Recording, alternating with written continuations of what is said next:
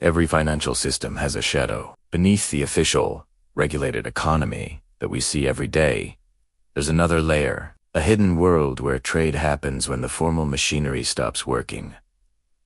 Economists call this the informal economy. Throughout history, it's simply been called survival. This isn't primarily about shadowy deals and back alleys. It's about necessity. Think about it. When a country's currency suddenly loses its value, do people just stop trading? Do they stop needing food, medicine, or tools? Of course they not. They just change the currency. They revert to the oldest and most fundamental forms of money. Trust, barter, and tangible assets. Let's travel back to Weimar Germany in the early 1920s. Hyperinflation was so rampant that the German mark became worthless. People were literally using stacks of banknotes as firewood or wallpaper because it was cheaper than buying actual firewood or wallpaper. So, how did they survive? They bartered. A loaf of bread might be traded for a bag of coal. A dentist might perform a fillion in exchange for a few kilograms of potatoes. People didn't stop producing or needing things. They just stopped trusting the official money. The real value was in the goods and services themselves, not the paper that was supposed to represent them.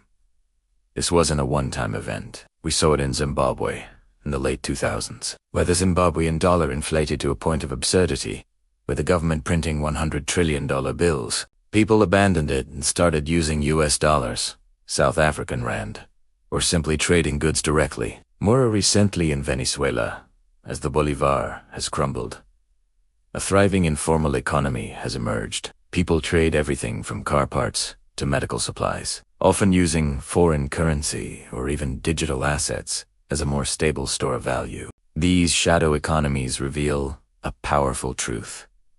Money is a story we all agree to believe in.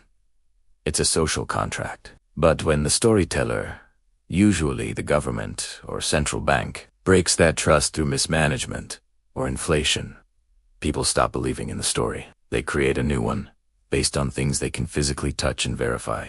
This is why, throughout millennia, gold and silver have repeatedly re-emerged as money. They have an intrinsic value that doesn't depend on a government's promise. You can't just print more gold. In these situations, trust becomes the most valuable currency of all.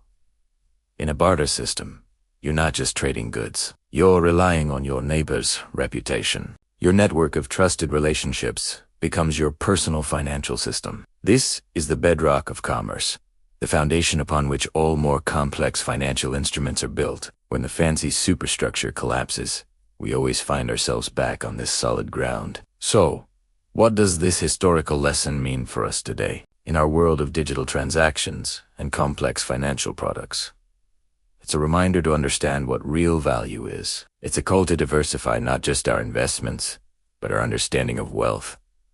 Wealth isn't just a number on a screen. It's also our skills, our relationships, and our access to real, tangible assets.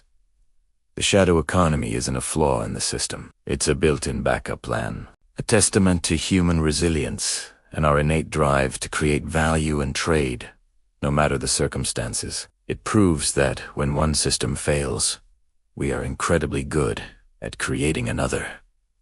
Thanks for watching. If you found this interesting, consider subscribing for more deep dives into the hidden mechanics of our world. See you in the next one.